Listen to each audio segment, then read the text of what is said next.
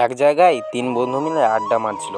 তার মধ্যে একজন ছিল খুব গরিব, দেবরাজ। দেবরাজকে বলল, ভাই আজকে তুই কিছু খাবা না রে? তখন দেবরাজ বলল, ভাই তোরা তো জানিস আমার কাছে কোনো টাকা নেই, কেন একটা কথা বলে বারবার খোঁটা দিচ্ছিস? তোরা তো জানিস আমি অনেক গরিব, আমি তোদেরকে কিছু খাওয়াতে পারবো না, তবুও এই একটা কথা কেন বলছিস? এই কথা শুনে তারা দুনো বন্ধু মিলে অনেক হাসতে থাকলো। এই কথা শুনে দেবরাজের মন অনেক খারাপ হয়ে গেল। তারপর চিরঞ্জিত বলল, ভাই তুই তো শুধু খেয়েই গেলি আর আমরাকে কোনোদিন খাওয়ালি না, তোর কেমন লাগে বলতো? তখন দেবরাজ বলল, ভাই তোরা তো জানিস আমি অনেক গরিব। তখন চিরঞ্জিত বলল, কোনোদিন খাবেছিস? চল হাঁট ভিখারির বাচ্চা কোথাকার।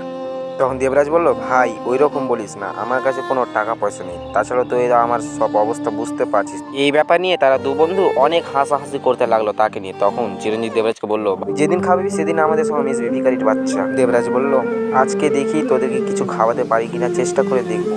এ কথা শুনে তারা দুজন অনেক অনেক হাসতে লাগলো এবং তাকে নিয়ে মজাও করতে লাগলো। তার মধ্যে আর একজন বন্ধু হাজির হয়ে গেল। সে বিদেশে থাকে, সে অনেক বড় লোক। সেও তখন দেবরাজকে পাত্তা দেয় না, তাদের সঙ্গে কথা বলে তাকে ছেড়ে ওইখান থেকে চলে যায়। ছেড়ে যাওয়ার কারণে দেবরাজের অনেক অনেক খারাপ লাগে। তখন তারা তিন বন্ধু যেতে যেতে সরোজের ফোনে একটা হঠাৎ কল আসে। কলটা ছিল তার বাবার অ্যাক্সিডেন্ট হয়েছে, ইমিডিয়েটলি রক্ত লাগবে। তখন তখন সরোজ ওই দুনো বন্ধুকে বলল, তোদের রক্ত আছে, আমার বাবার অ্যাক্সিডেন্ট হয়েছে, অনেক রক্ত লাগবে। তখন তারা বলল না। তারপরেও বন্ধুটা বলল, আমার কাছেও নেই।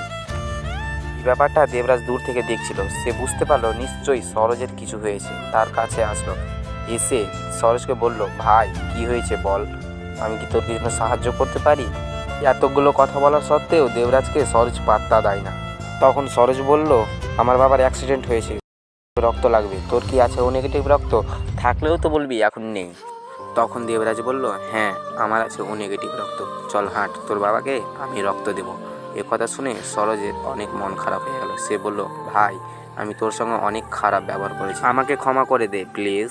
তাই বলছি, কাউকে নিয়ে হাসাহাসি করা উচিত নয়, সে বড়লোক হোক কিংবা গরিব, মানুষের ভাগ্যের চাকা ঘুরতে বেশিক্ষণ লাগে না।